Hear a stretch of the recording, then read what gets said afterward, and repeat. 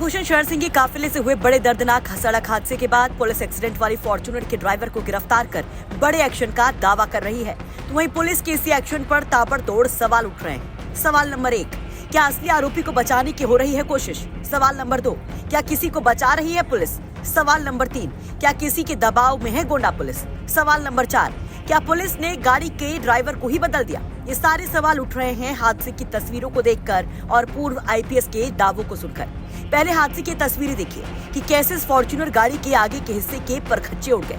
हादसे के बाद टक्कर कितनी जोरदार थी, कितनी ज्यादा स्पीड से ये गाड़ी सड़क पर दौड़ रही होगी, वो साफ पता चल जाता है। हाल ये होता है कि गाड़ी के सारे एयरबैग खुल जाते हैं, लेकिन इतनी भयानक टक्कर के बाद भी इस आरोपी लवकुश श्रीवास्तव, जिसे पुलिस पकड़ती है, उसे बिल्कुल भी चोटें नहीं आती, जिसके बाद कई सवाल उठने लगते हैं। ड्राइवर के अरेस्ट को भी संदिग्ध बताया जा रहा है। पीड़ित परिवार का मानना है कि एक तो अचानक कहीं से प्रकट कर दिया गया, दूसरा उसके शरीर पे एक चोट तक नहीं थी और बिल्कुल वो तरोताज़ा लग रहा था, जो कहीं से भी स्वाभाविक और नेचुरल नहीं लगता है कि जिस प्रकार की भीषण घटना और भयावह एक्सीडेंट हुआ था उसमें पूर्णतया वह अस्वाभाविक लगता है। प्रकरण में धाराओं का अल्पीकरण किया गया है।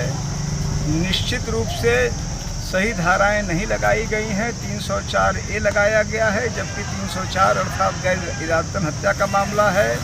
MB act, representation of people's act की धारा नहीं लगी है। मुलजिम तक को बदलने की आशंका की जा रही है।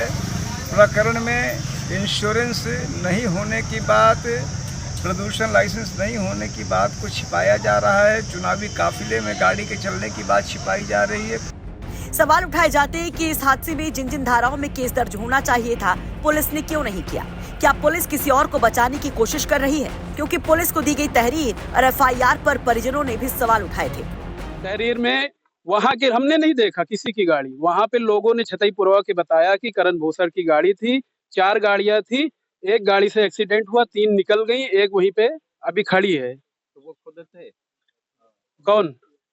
हाँ, वहाँ के लोगों ने बताया कि उनका ही काफिला जा रहा था। दूसरी गाड़ी में बैठ के बाकी लोग चले गए और वो गाड़ी वहीं पे खड़ी है, अभी मौजूद है। ड्राइवर कोई किसी का नहीं पता है, सिर्फ गाड़ी खड़ी है। हमने पुलिस से जब कहा तो कहीं आप परेशान मत हुई है, मैं सारी कार्रवाई कर रहा हूँ। SDM साहब से भी हमने बोला है तो बोले हैं ठीक है, मैं कार्रवाई कर रहा हूँ, आप परेशान ना हो। FIR में लिखवाया ये सब पूरी बात?